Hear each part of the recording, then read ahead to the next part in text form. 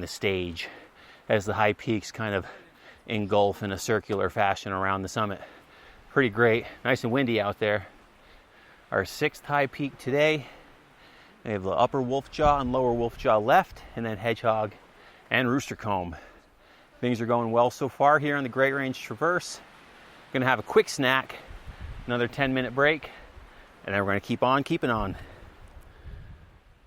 I've mentioned it before, but Armstrong was my official halfway point on my 46er journey, so I'll always have a soft spot for this summit, and it really is great. The way the trail approaches the summit lookout is unreal. I call it the Armstrong Amphitheater because that's really what it looks like, especially when you walk out to it and a single person is standing on the edge of the summit, looking out to the mountains towering above, completely engulfing everything. It has that vibe, you know, if you picture a maestro conducting a giant orchestra, where he or she is down low conducting, and then the orchestra is high in front of him with each row of musicians seated higher and higher and higher. Has that massive view quality that I'm a big fan of. This summit lookout is small, however, and it was pretty packed. But it was a sandwich summit, so since we didn't really stop on Gothics, it was time to keep fueling up whether I felt hungry or not. But spoilers, I was hungry, and I needed another sandwich.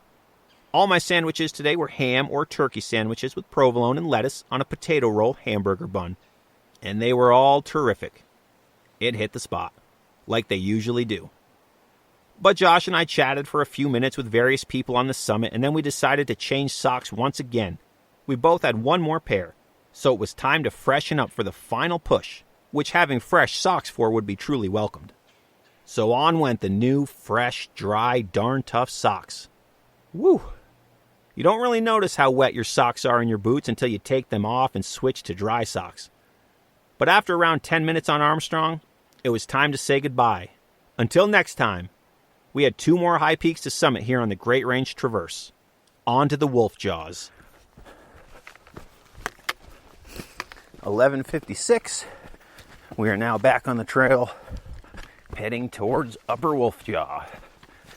6 of 8 high peaks are complete for the day. On to the Wolf Jaws. Shouldn't be too bad. And we have fresh socks on, both of us again. We swapped our socks. So we feel like new men here on the Great Range Traverse. And it's really fun at each summit today because they all have fantastic views. To see Marcy getting further and further and further away, and all the other mountains we've hit today, it really puts in perspective how far we've walked, which is fun to look at. So while Armstrong from Gothics is a real piece of cake, going from Armstrong to Upper Wolf Jaw is kind of the opposite. Leaving the summit to get to the col is only 0.2 miles, but you're losing over 400 feet of elevation in that 0.2 miles, so it's rather steep at times, and eventually culminates with a nice big wooden ladder climb off the slabby cliff. This ladder reminded me of the last time I was here, where Jonathan Zaharik and I were positive that this wasn't the ladder wall that we were thinking about, but Brian and Kira, who we hiked with that day, they were positive that it was. And we said, no, it's not the ladder, this isn't it. But it was. It was just covered in multiple feet of ice and snow. But hey, at least this time we didn't have to slide down the slab and catch ourselves on each tree with our snowshoes, one by one, as we slowly slid down off the cliff. So that was nice. Shout out to John, Kira, and Brian. That was a fun day. But after that 400 feet of loss over less than a quarter of a mile, the remainder of the roughly 1 mile, maybe even closer to 3/4 of a mile, trip from Armstrong to Upper Wolf Jaw is a breeze. The final climb up to the summit gains a couple hundred feet, but nothing super strenuous, at least not compared to climbing up to Gothics from Saddleback. Man, that is a steep section. We continued climbing and passing lots of hikers today, and then we heard voices up to our left off the trail, and I knew we were at the summit. You know, since once you come to the summit, you'll hit a trail sign, and the summit's about 20 feet directly to the left of the sign from this direction.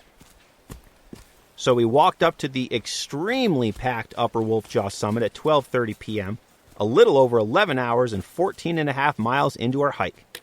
Upper Wolf Jaw, the 29th tallest peak in the ADK, standing 4,185 feet above sea level. We have made it to Upper Wolf Jaw, 12:30, and A little over 11 hours into our hike, 11 hours and 8 minutes, over 14 miles in. Not too bad. Gonna quickly enjoy a little pick-me-up snack here in Upper Wolf Jaw and then continue on to the final high peak of the day, Lower Wolf Jaw. I've been up here a few times and I've never had more than 2 or 3 people on this smaller summit rock ledge. But when we arrived, there had to be 15 people up here. So we climbed up and stood on top of the summit and planned to just keep on hiking and not stop. But we did want to add a little water to our bladder, so we did that really quickly. And had I not been able to add that additional 1.5 liters at the brook between Haystack and Basin, I'd have been close to running out of water on Upper Wolf Jaw at this point. But fortunately, I had more or less an additional 2 liters since I did drink some at the stream and then immediately refill. So I basically drank 9 liters of water on the entire day. But by Upper Wolf Jaw, I had consumed 7 liters already. So I threw a double shot Noon tablet into one bottle and threw the other bottle into my near empty water bladder. 2 more liters of water with only Lower Wolf Jaw and the hike out remaining. Perfect. I've heard of people doing the entire GRT on 2 liters of water, which is just completely wild to me. But hey, whatever works for you. Oh, and I know you're all wondering, no, this wasn't a sandwich summit. This was a Snickers mountain. Hungry? Why wait? Grab a Snickers. The final high peak of the day awaited us as we left the Upper Wolf Jaw summit ledge, overlooking Gothics and Armstrong up close, and headed towards the Wolf Jaw's Notch and Lower Wolf Jaw roughly 1.5 miles away. The trail goes up over the hump known as Wolf Jaw's Notch quickly, and then you're met with gigantic views of Lower Wolf Jaw just towering above directly in front of you. As the trail continues going down and down, as Lower Wolf Jaw gets bigger and bigger, it's definitely a bit demoralizing, but again, having been here just a few months ago in the winter, it was pretty fresh in my mind. It looks like it's an enormous climb, but it's not too bad. During this stretch, as we made our way towards the Wolf Jaw Notch Trail Junction, just under 1 mile from the Upper Wolf Jaw summit, we passed 3 hikers coming up. And we said our hellos as Josh and I always do, wished them a happy Independence Day as we had been doing, and then after they passed us, they turned around and said, "Hey, do you have a podcast?" To which I responded, "I do actually. How did you know?" "So you're James Appleton?" To which I responded, "Yes, I am." And then the immediately next question was, "Is this Josh?" Josh is the true legend here on the 46 of 46 podcast, people. But it was fun meeting people who listened to this very podcast today on the trail, so a big shout out to Emily, Brian, and Andy. Thanks for listening and for saying hello. Shortly after this lovely interaction, we made it to the Wolf Jaw's Notch Junction, and we continued on towards Lower Wolf Jaw. All right, we are here at the Lower Wolf Jaw Trail Junction with the Wedge Brook Trail, which will take you back down to St. Hubert's. But we are 1/2 mile away from the top of Lower Wolf Jaw, and it is a bit of a climb. So we've got a big climb ahead of us. But the top of Lower Wolf Jaw will be the end of this Great Range traverse as far as high peak summits go. Pretty stoked on that. We're feeling good. Feet are okay. Body's okay. Lungs are okay. Brain is okay. Everyone's doing okay. Here we go. 1/2 mile to the summit. And a steep 1/2 mile. But we were only 1/2 mile to the summit. However, we had 600 feet of gain during that 1/2 mile, so we had some steeper climbs ahead of us. Thankfully, we were still in good spirits. Feet were holding up, legs were holding up, lungs were holding up, and our minds were sharp. Things were looking good. We continued passing plenty of hikers on this busy 4th of July weekend here in the Adirondacks, and Josh continued to tell me how I have to listen to this Mongolian rock band called The Who. We picked up our pace slightly since we had that big boost of energy knowing we were on our final high peak of the day, and then we came out onto the Lower Wolf Jaw summit, 4,175 feet elevation.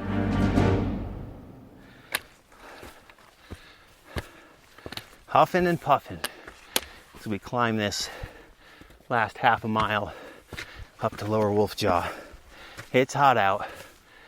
Definitely the hottest point in the day right now. But we're almost there.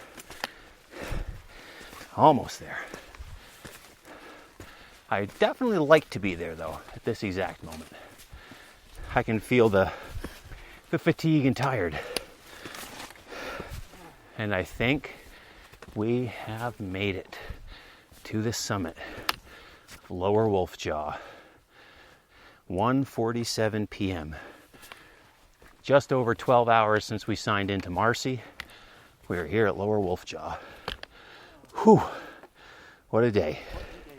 Marcy, Haystack Basin, Saddleback, Gothics, Armstrong, Upper Wolf Jaw, Lower Wolf Jaw, and then a couple little ones coming up here to get home. But we have completed the summits on the Great Range Traverse. I'm tired. Time for another snack before we start our final push back to Josh's truck at the Rooster Comb Trailhead parking lot. We arrived at 1:47 p.m., 15 and a half miles in, and 12 and a half hours after signing in at the very dark Adirondack Lodge trailhead. The lower Great Range was complete, the upper Great Range was complete, Marcy was complete. All 8 high peaks were complete here on the Great Range Traverse. The summit here on Lower Wolf Jaw had a couple of folks hanging out, but was much quieter than the rest in the lower Great Range today. And this was a sandwich summit, where I quickly devoured my final and very smushed from my backpack victory sandwich. I was so excited to be here and that we made it up that I never really looked at the views of the summit off the mountain today.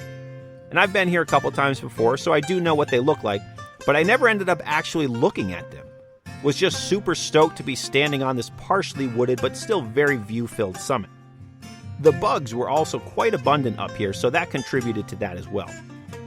But again, we did not stay very long because we still had 5 miles back to Josh's truck. So after our snacks, I put on a fresh t-shirt for the walkout, which was clutch, and we started the 5-mile hike to the Rooster Comb parking lot. And right off the bat, it is steep.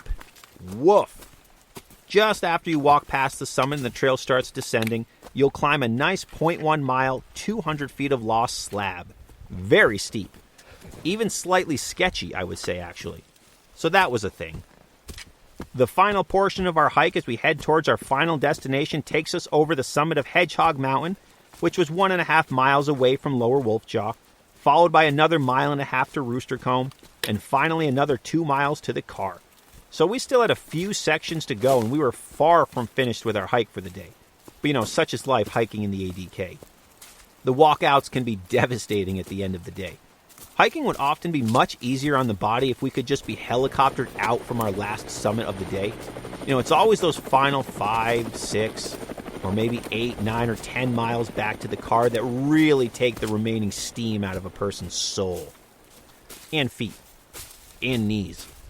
But we plugged along the trail, and it was definitely a quieter part of the day as Josh and I discussed what kind of milkshake we were going to devour at Stewart's after our hike, passing the occasional hiker hiking in for the afternoon, and including some campers that, if I was a betting man, ended up cowboy camping somewhere in the woods because it was late in the afternoon, a holiday weekend, and there were no campsites anywhere near us at all, let alone where they planned to go the next day.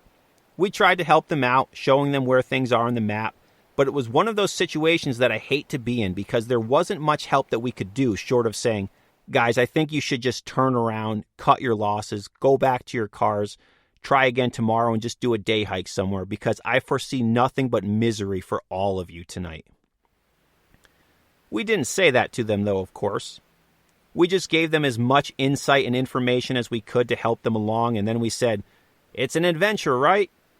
And they kind of had already shot themselves in the foot, sadly. The leader of the gang, who had the map, told us multiple times he was excited to just wing it, and one of them was cautious, and the other 2 dudes looked absolutely terrified, and they were probably thinking, what did we get ourselves into here? But hopefully it worked out and they figured out something or went to JBL and found a spot. I wasn't going to put this story into the podcast, but I am because it happened, and I like to tell the story of the day and what happened, and I think it's a good learning moment. If you're planning to camp in a new place especially, do all of your homework well before you leave your house. Study the map, have backup options, and know roughly where you're going. It will benefit you tremendously and anyone that may have to come find you. Plus, you'll just have a much better time, so everybody wins. And it's amazing the information you can learn today by just asking a question on an online forum. If you're very inexperienced out in the backcountry, just kind of winging it is asking for trouble. But again, Hopefully things worked out okay and that the adventure they sought was had by all, even the two dudes who looked terrified.